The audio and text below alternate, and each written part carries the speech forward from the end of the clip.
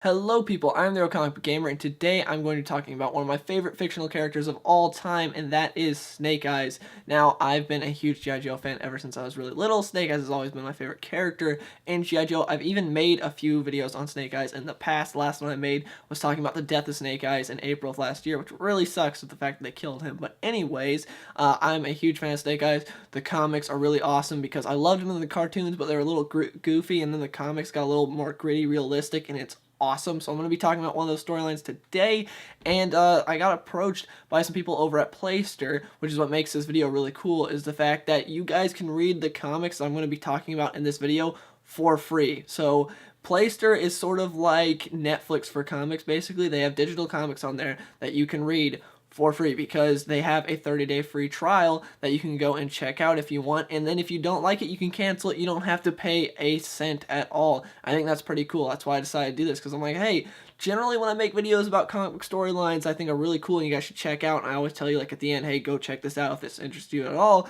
It's sort of like, well, I'm not sure if anyone's going to read it because of the fact that, well, this graphic novel costs like 20 bucks or something like that, to where this way I can reference a storyline and then be like, hey, you can go read it right here for free. I think that's awesome. So that's why I'm talking about this today. I'll get more into Playster later, but right now, let's talk about Snake Eyes. So before I talk about the storyline specifically, I'm going to give you guys a little background on G.I. Joe and Snake Eyes because not a whole lot of people know about G.I. Joe or Snake Eyes, so yeah, let's get into that. If you don't know who G.I. Joe are, they're this group, this special unit for the U.S. military that basically takes the best of everywhere in the U.S. military. So they're like, hey, that guy's the best at what he does in the Navy SEALs, let's get him. That guy's the best at what he does in the Army Rangers, let's get him. And they do that, and they make this huge special unit. Like, the roster they've recruited over the years is huge. There's so many people in G.I. Joe now, and they're basically just a bunch of colorful characters that are really cool, and Snake Eyes is the coolest, bar none. Anyways, they got just a bunch of people and put them together and made like a really special unit for the military, and they fight against this evil organization known as Cobra,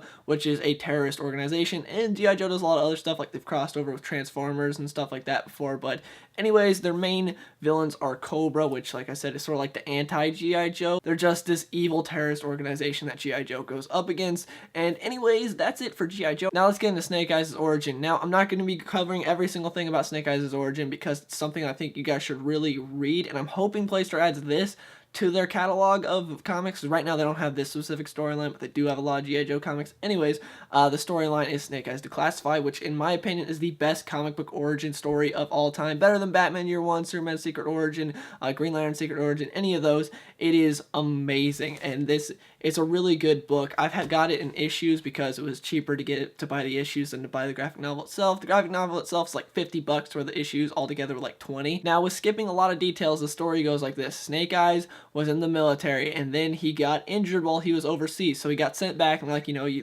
did your tour and everything, you're good, you got injured, go home. So while he is sitting at the airport waiting for his family to pick him up, his family got in a car crash. His family is his mother, his father, and his twin sister. They got in a car crash, died. Not exactly good news. But when Snake Eyes was overseas, he had a buddy named Tommy Arashikage, who was sort of like a brother to him, and he told him, hey, if you ever need anywhere to go after all of this, you can go to my family's dojo. We got this like big, huge dojo type place to where we train people in a lot of different martial arts. You could go there. So after a series of events that are like big that I'm not really going to get into, though, Snake Eyes goes and he meets with Tommy, and he's like, hey, you know what, I'm ready to start training here. So they train, and eventually Snake Eyes becomes better than Tommy, and Tommy gets a little jealous because obviously, you know, that's his family's place, that's kind of special to him, and then just this outsider comes in and is better than him. That's not looking too great, so there's a little jealousy there, stuff happens, and ultimately Snake Eyes leaves. And so then later he gets recruited by G.I. Joe. They're like, hey, we think you're really good at what you do, so you should join us. So he does, and he falls a bit for Scarlet, who was like the first ever female member of G.I. Joe. They're talking and stuff, and then later on, when they're on a mission, like their first ever mission, they're in a helicopter, bad stuff happens, the helicopter ends up crashing, but while they're crashing, everyone jumps out except for Snake Eyes, because Scarlet, her like jacket, well, not her jacket, but like her shirt got caught in the helicopter, and so Snake Eyes was the only one who stayed to try to help her. And when he did, his face ended up catching on fire because they were in like a helicopter that was exploding and falling down, and it was not good. And so they told him right then and there, like, hey, you're gonna have really like irreparable damage to your vocal cords and your face and stuff if you don't go right now. But he put in the sand CM, which stands for continue the mission. Charlie might continue the mission. So he did that, so they decided to continue the mission. Snake Eyes ended up continuing the mission. Everything went good, but Snake Eyes is hideously scarred on his face now, and he can't talk.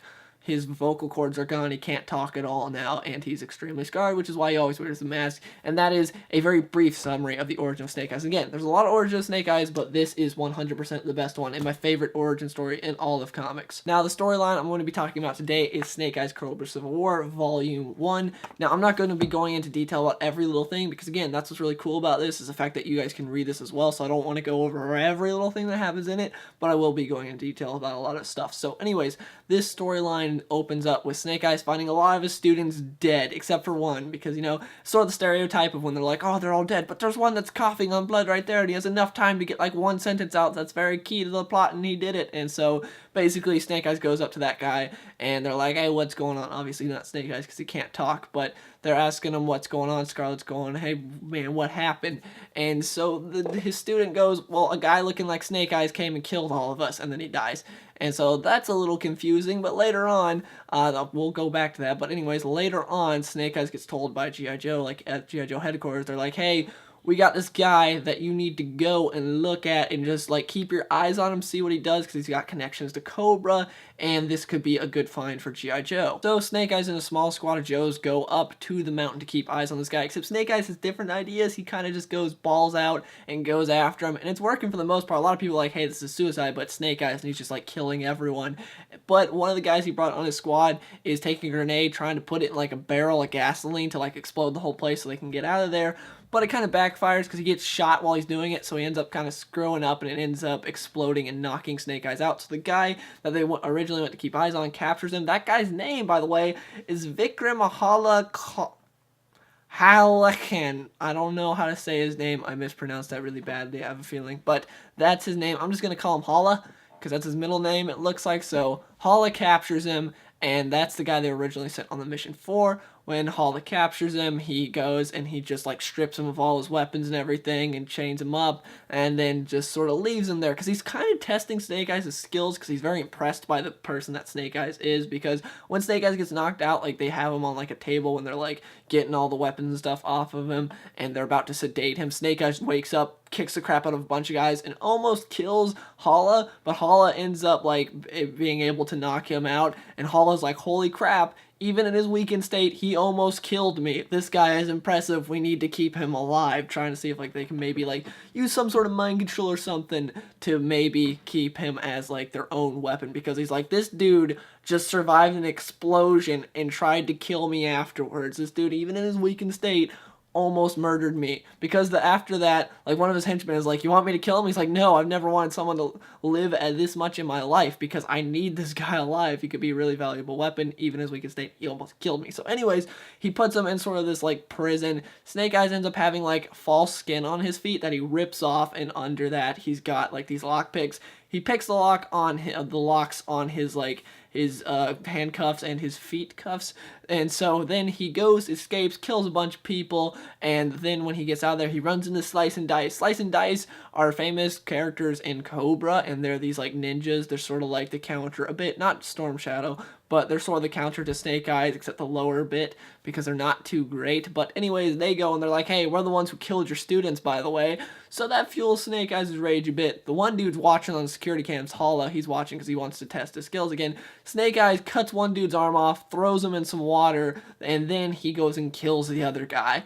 And fairly easily, too, and it's a really awesome fight. The art is really cool as well, and just really well done. I really like that fight. It's so cool to look at. So then after that, someone from Snake Eyes' squad named Helix. She came to try and save Snake Eyes, and she ends up running into Hollow while he's in his place, you know, just monitoring the fight, and she shoots him in the face, and he's dead. So then they end up escaping, and that's sort of the end of the storyline. There's a lot of stuff that happened in between, like stuff between Snake Eyes and Scarlet trying to say the fact that Snake Eyes does have someone that loves him, but Snake Eyes is always very to himself and not very expressing himself very much. But anyways, you'll know that if you read the storyline. Again, I love this comic. It's very good, and it's one of my favorite Snake Eyes storylines because we only have a handful of Snake Eyes storylines, and most of them are actually pretty good, which we're lucky. Chuck Dixon does some good stuff. Mike Costa did a storyline for Snake Eyes that was alright. That's probably like the worst of them, but Chuck Dixon did some really good Snake Eyes stuff. You guys read, if any of you guys read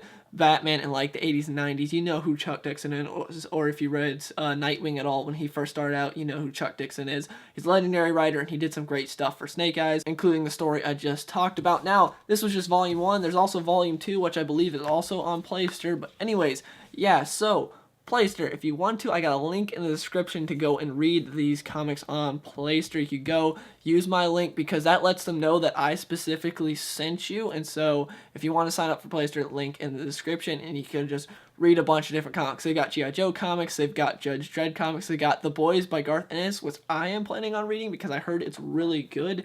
And yeah, if you guys did read this comic, please let me know in the comments below what you thought of it. And again, it's free 30-day trial. You don't have to spend a cent at all, and that's what I thought was really cool about this, is the fact that you guys, for 30 days, you can read a bunch of comics, and if you don't like it, you don't have to pay for it at all. You can just cancel. So anyways, hope you guys enjoyed the video, and I'll see you guys in the next one.